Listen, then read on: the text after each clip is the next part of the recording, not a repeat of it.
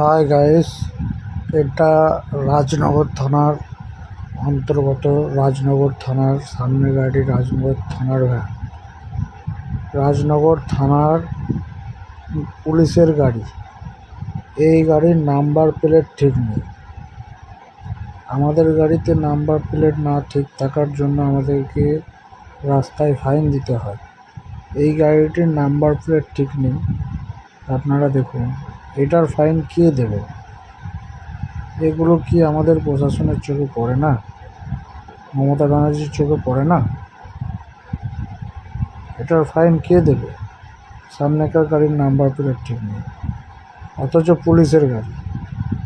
আমাদের গাড়ির এত টাকা ফাইন দিচ্ছে, এর গাড়ির ফাইন কে দেবে? এটার আমাদের জবাব চাই।